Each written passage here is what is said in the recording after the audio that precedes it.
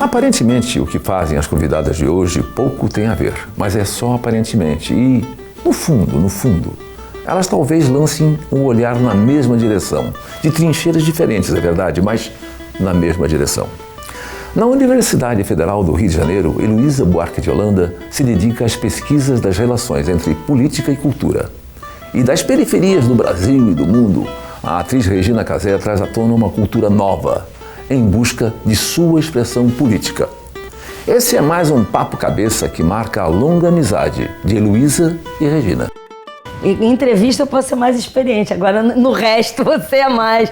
Que eu nunca vi fazer tantas coisas diferentes, tantos assuntos. Olha que eu sou fominha, que gosta de me meter em tudo, mas você... Eu me meto, sou metida. É mais do que eu, assim. Sou metida, sabe o que é? Por causa da universidade. Como assim?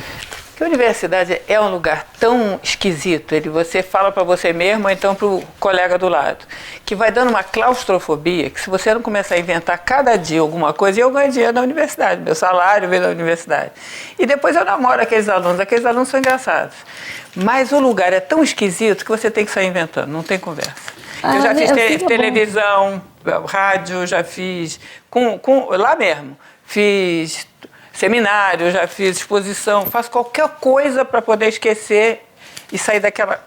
Então, uma pergunta que eu ia fazer era meio essa, que assim, um cara que vai se isolando, não digo nem na Torre de Marfim, mas isola demais.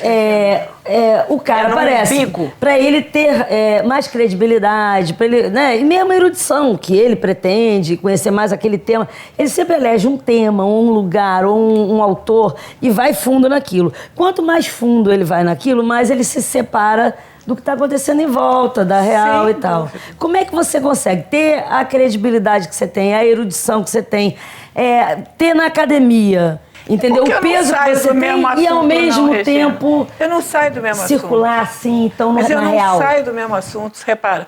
Primeiro foi os poetas marginais, o Asdrubal, de onde a gente se conheceu.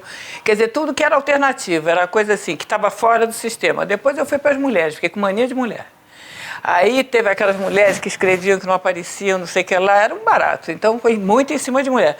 Quer dizer, que também não presta, né? Nem marginal não presta, Asdrubal não presta, mulher não presta, e agora eu estou doida pela periferia, que também não presta. Quer dizer, eu estou sempre aprofundando o que não presta. Desde o tempo do Asdrubal, eu vejo você pelo Brasil afora, Brasil afora. Então tem o quê? Tem pelo menos 30 e tantos anos que você não para de viajar pelo Brasil, né? Você que fez 30 anos de viagem, você sente uma diferença? Enorme. São vários Brasil. Como é o de lá e o de cá? Ainda existe um pouco daquele Brasil que todo mundo acha que até hoje é o Brasil profundo, de uma maneira meio romântica. Do Elton Eles? Que é do Elton Eles e que eu digo que é pobre do Pierre Verger, de camisa social, camisa pra dentro, com cinto e tocando alguma coisa, morando num lugar bucólico, num canavial, com coisa. Mas ainda existe. Mas havia isso nos anos 70? Ainda havia. Havia? Acho que a grande mudança foi exatamente ali, depois dos anos 70. De tudo. Eu achava, por exemplo, que a natureza tinha sido destruída lá quando chegaram os portugueses, eles cortaram tudo, fizeram pau-brasil, depois as outras madeiras e darará. Dos anos 70 para cá, ali nos anos 70, teve uma mudança terrível, principalmente nesse aspecto de preservação. Pro mal? Pro mal? E nos anos 70... Eu achava que o povo estava tão mais... Não, aí todo mundo começou a se conscientizar e darará, mas o estrago... Por exemplo, se você ia de carro, eu cheguei a fazer daqui para Bahia, você via mata, mata, mata. Na segunda viagem, você já no Espírito Santo não tinha nada. Depois no sul da Bahia não tinha nada, agora não tem nada mesmo, entendeu? De Mata Atlântica. Agora, em relação às pessoas... As pessoas, eu acho que acenderam, né? Em relação às pessoas, primeiro, todo mundo veio morar na cidade, né? Eu também acho que a gente já conversou várias vezes sobre isso. Tem uma porção de ilusões para quem não viaja. Não estou dizendo que eu sei mais do que as outras pessoas, longe de mim. E muitas coisas você pode saber sem precisar viajar. Mas viajando, mesmo que você não queira, ou que você não esteja nem prestando atenção, uma coisa fica muito clara e você constata que a imagem que a gente faz do Brasil é muito distorcida. É como às vezes a gente está gordo, acha que é magro, está magro, fala, estou muito gorda, tenho que emagrecer. A gente tem uma ideia do Brasil meio maluca. que é romântica para isso, sim, aquele lugarzinho, aquelas pessoas, uma festa de São João, tem umas bandeirinhas. A gente acha que o povo brasileiro mora num lugar que tem bandeirinhas, né? E que essa eu já acho que é uma das ilusões. A segunda coisa que a gente percebe muito é uma nostalgia, como se antigamente era muito melhor. Então, por que não? Nossa, o que eu ouço. A educação no Brasil, a pessoa estava numa escola pública, era uma beleza. De informação, um médico no Brasil. Mas esse é o consenso. É a televisão que foi. Abriu o mundo das pessoas, eu acho. Eu acho que muito a televisão. Mas também uma coisa que eu acho é que todo mundo veio para a cidade, é uma barra morar numa favela, é terrível, mas ainda assim, para todas aquelas pessoas é melhor do que o que elas tinham. Porque simplesmente, se a gente acha que elas são invisíveis na favela, elas são invisíveis com um documento, uma carteira de trabalho, pelo menos o primeiro grau. Lá nem isso, vão para o hospital quando estão doentes ou quando tomaram um tiro. Isso existe. Antigamente, essas pessoas não existiam. Então, essa ilusão que dizia assim, a escola era ótima. Não é verdade. Como outro dia eu li um artigo do Drauzio, muito legal, que todo mundo tinha uma nostalgia dos médicos de antigamente. Ele falou, puxa, eu tenho enorme. Mas ele fala, o cara que está hoje num posto de saúde atendendo aquele milhão de pessoas, eu considero ele um herói de guerra, entendeu? É um cara incrível e tal. Mas aquele médico, o padre faz uma fala. O Brasil mudou. Eu acho que mudou e todas essas pessoas que hoje em dia compram alguma coisa crédito, com todas as dificuldades, consideram que mudou para melhor. Dia Internacional da Mulher. Eu, particularmente, eu não gosto de Dia Internacional da Mulher. Eu falo, existe Dia Internacional do Homem? Não existe, né? Mas eles precisam ajoelhar um pouquinho. Né? Ajoelhar tá ótimo. Esse dia pode ser o dia do ajoelhaço. Do ajoelhaço, ajoelhaço é bom. Mas esse negócio, você acha que... Você falou, eu tive uma fase de negócio de mulher e tal. Tudo bem, quando vem uma ideia nova, a gente vai ver o que é e um novo movimento. Grandes conquistas políticas foram feitas, o modelo da gente é americano em relação a isso e tal.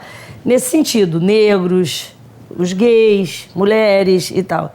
Você acha que não tem como a gente ter essas conquistas sem precisar separar só velho, só gay, só negro? Eu acho isso uma tragédia para o Brasil. Agora eu vou falar de professora. Do ponto de vista teórico, no Brasil, eu quebrei a cara, porque eu cheguei cheia de pilha, porque eu estava vindo dos Estados Unidos, isso é uma importação. Aliás, eu fiz uma pesquisa, todas as feministas passaram ou no exílio, ou estudaram fora, mas voltaram. Isso é uma coisa que vem realmente de fora. Porque a gente tem aquela coisa da mistura, de que as mulheres andam peladas, ninguém é sexista, mas é. Agora, quando eu vim trabalhar esse assunto, eu vim trabalhar e eu adoro a Raquel de Queiroz. Adoro. Ela foi a minha mãezona a vida inteira. Eu brigava com o marido e ia morar na casa dela, tipo assim. E a Raquel não entrava num modelo desses em hipótese alguma. A Raquel era poderosíssima. Carta para a Raquel a gente mandava assim, crato. Não botava endereço. Ela era dona do pedaço totalmente. E aqui também, ela entrou para a academia, foi a primeira. E depois tinha uma outra coisa, que todas as coisas que eu esbarrei mostravam que não podia separar. Por exemplo, você vai trabalhar mulher no Brasil, e aí? Tem uma empregada e tem a patroa. É a mesma coisa? Você vai estudar igual? Tem uma diferença ali de cara, dentro, no começo. E aí tem o preto e o branco. Aí não adianta. Aí é uma mistura. Aí você então, vai ver uma coisa... como é que a gente faz para ter as mesmas conquistas... enfim, políticas. Eu acho que vai ter que ir quebrando. Eu acho que vai ter que ir quebrando essas demandas. Eu acho que o brasileiro é sexista, é racista, tudo isso. Que é muito mais difícil ser preto e pobre do que ser só pobre. Isso não tem a menor dúvida. Agora, é homofóbico. Esse modelo serve pra gente? Esse modelo não serve, eu não estou te dizendo. Na hora que eu fui aplicar aqui, quebrei a cara, fiz tudo errado, não dava. Você tem que fazer o modelo brasileiro, realmente, que é bem diferente, porque as matrizes e já está começando a estar se esboçando na academia? Não, micou. Pois é, eu acho que ele está empacado. Secou. A fonte secou, não se faz mais isso. Quem faz está reproduzindo um modelo. Quer dizer, o modelo de lá enjoei e parti para outra. O outro modelo já viu que não presta, americano, aquela roupa não serviu. É como você comprar tênis americano, que é outro número, né? Não serviu, porque a gente tem uma complexidade outra. É muito diferente. Maior, não é nem... Eles também têm. Mas eles se permitem não perceber. Mas pra gente aí não opera, não funciona. Eles se permitem, eles têm dinheiro pra caramba e isso daí dá uma resolvida nessas coisas. Ué, gay todo mundo fala, e depois tem uma coisa, gays. Deve ter uma Ninguém coisa tem também. dinheiro pra caramba, pra tudo, pra gastar Não, em pô, decoração, compra viagem, pra não tem burro, filho. compra Então, pra esse burro. avanço gay é grana. É grana. Não é porque é conquista política, de militância. Eu não acho. E grana também na universidade, sabe por quê? Essa coisa de mulher e de negro, esses negócios de estudar separado, é porque, por exemplo, quem instalou estudos feministas no Brasil foi a Fundação FOR. Ela fez um puta concurso, dando uma boa grana para quem estudasse a questão de gênero. Todo mundo foi estudar a questão de gênero porque queria aquele dinheiro. Então, por grana também, isso foi instalado aqui. Depois foi se arrebentando um pouco e foi se sutilizando. Mas no começo foi uma busca forçada, quer dizer, Eu foi acho uma que esse coisa. é um desafio da academia, é um desafio da mídia, é um desafio de sem todas as dúvida. áreas que é. Vamos inventar logo esse modelo, porque esse outro já caiu de maduro que não serve pra gente. Não serve mais, não serve mais. E O nem essa da defunto era maior. diferença, e nem essa da diferença também não, porque a diferença está vendendo a doidada. Até o jeans você compra customizado, tem que customizar, cada um tem que ser diferente do outro. Então isso é a sociedade de consumo, vende a diferença. Então essa história de diferença também não dá mais.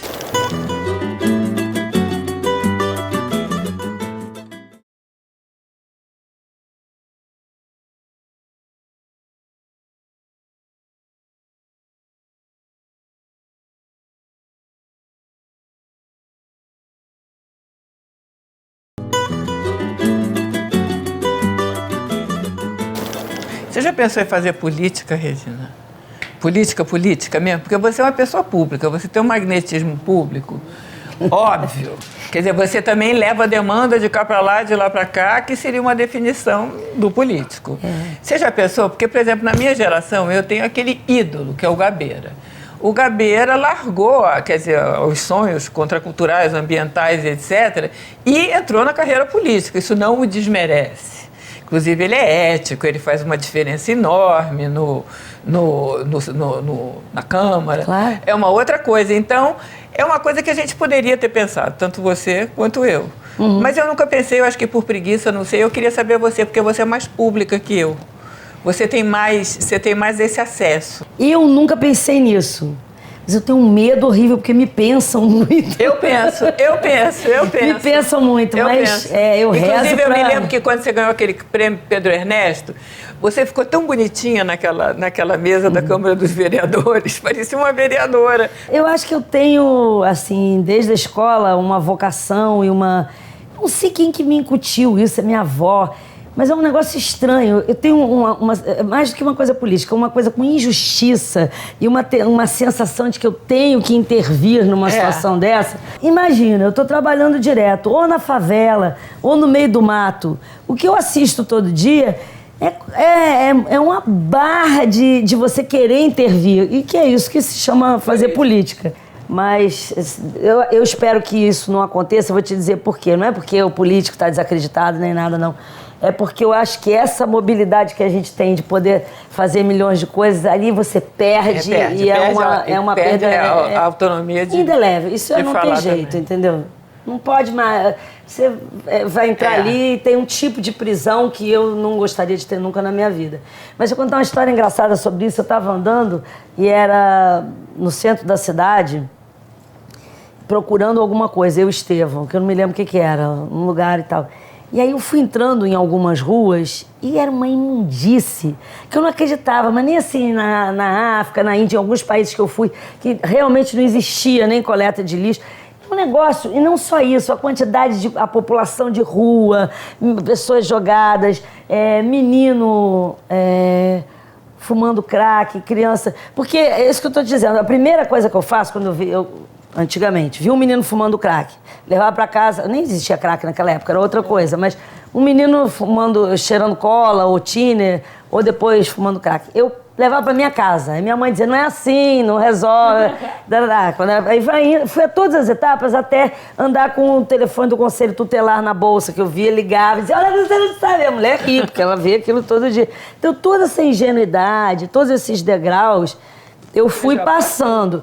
Aí, quando eu estava ali na rua, andando com o Estevão, e fui vendo aquilo, e era um lugar pequeno, eu conhecia muito bem o centro da cidade, as pessoas, até o mendigo falava comigo, não sei o quê. Eu falei para o Estevão, nossa, eu acho que dá uma vontade, assim, de pelo menos ser prefeita aqui, porque eu falava assim, pelo menos esse lado eu resolvia. Essa rua daqui, quando eu vim morar, aqui nessa casa que eu morei muitos anos, tinha 2 caixas daquela da Conlube, sabe aquela caçamba? Que caía lixo para fora, ficava cheio de rato, aqui não tinha calçamento, não tinha árvore.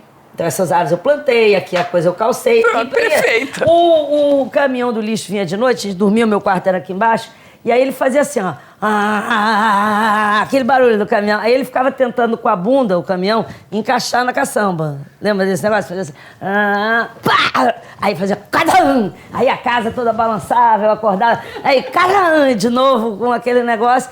E aí ele não conseguia, ele dava uma ré, e aqui é o TRE, o Tribunal Regional Eleitoral.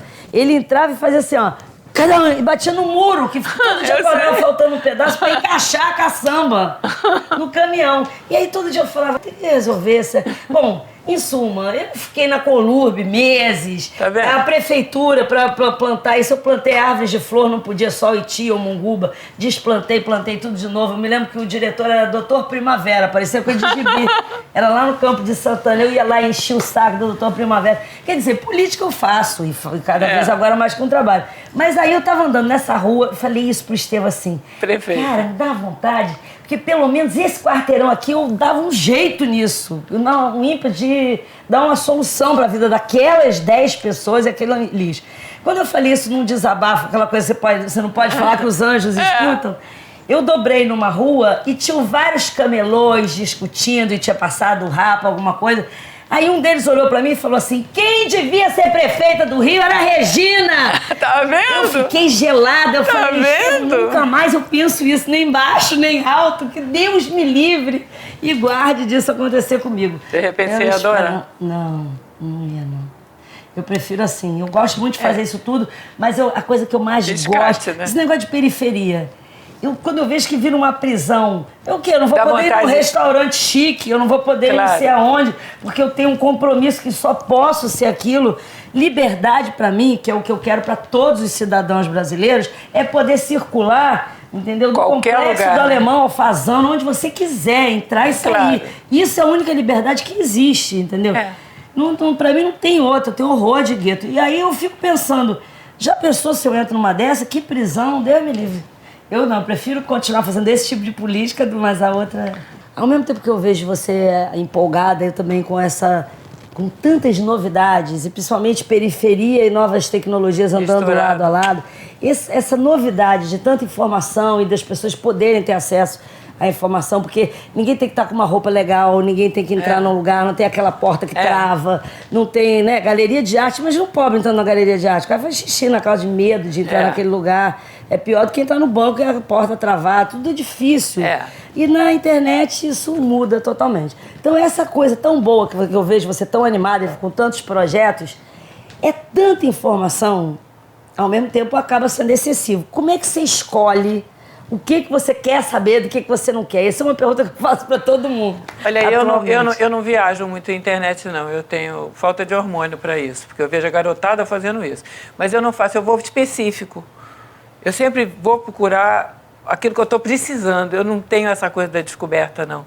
Seria legal. Você não fica flanando? Não fico flanando, não consigo. Eu fico cansada, irritada e começo a ficar irritada, com raiva.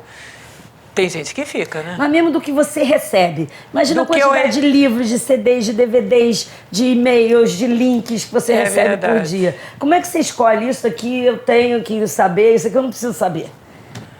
Eu acho que é a paixão do momento, eu acho. É a paixão do momento. No momento eu fico linkado. A coisa que está mais me tomando é essa coisa da literatura na periferia. Porque eu estava toda feliz de periferia, não sei o que lá, já há um tempo, desde 93 que eu estou pilhada com periferia. Mas agora eu descobri que a minha área, que é poesia, está bombando na periferia. E eles têm uma reverência com o livro que eu acho tão maravilhosa.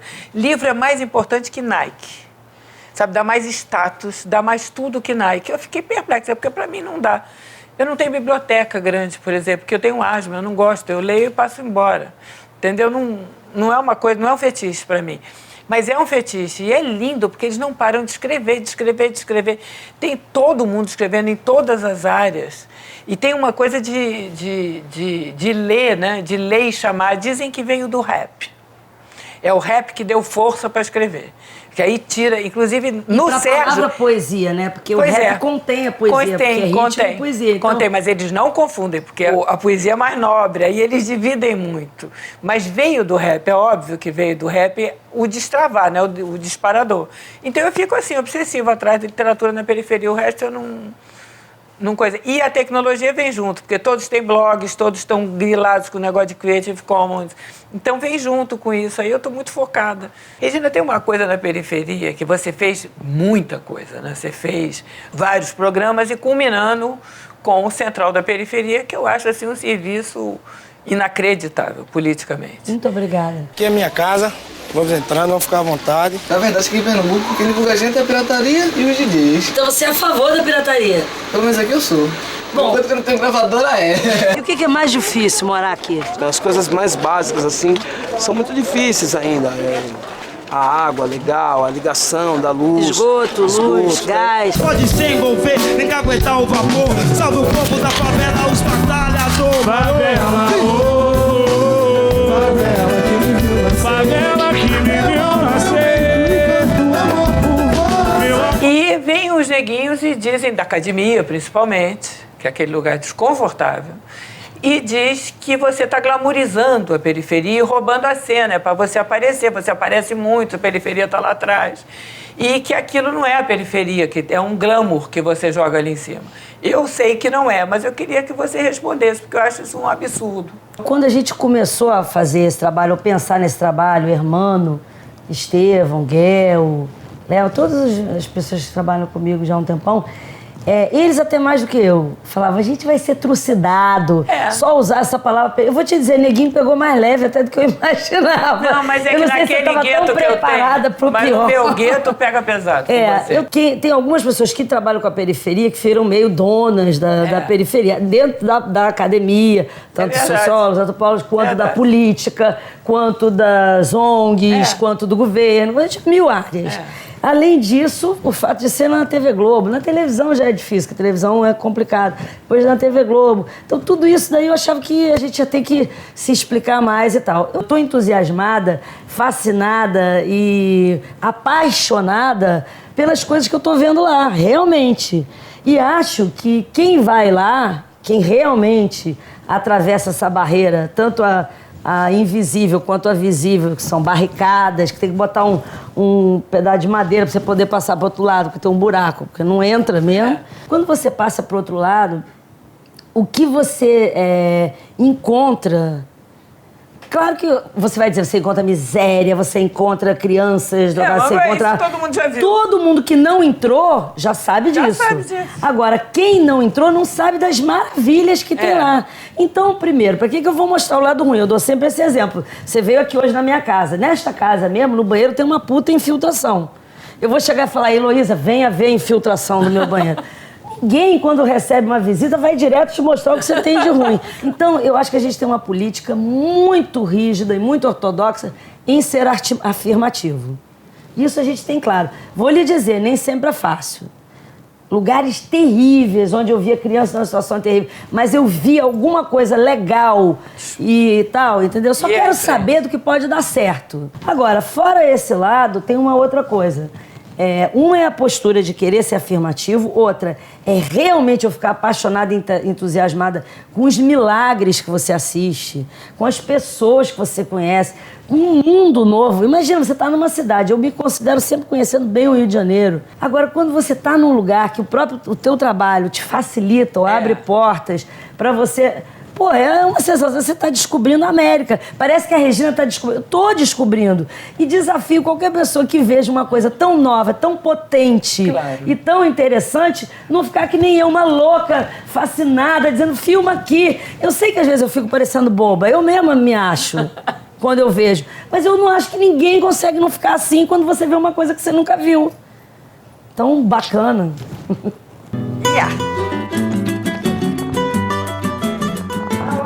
Já fez propaganda no programa. Essa propaganda aqui é muito boa. Legenda para quem não ouve, mas se emociona. Todo cinema nacional, tudo que passa na televisão, de filme nacional e no cinema, não tem legenda. Então todas as pessoas que ouvem mal, que são velhinhas, ou deficientes auditivos jovens, não participam de nada que é produzido audiovisual no Brasil.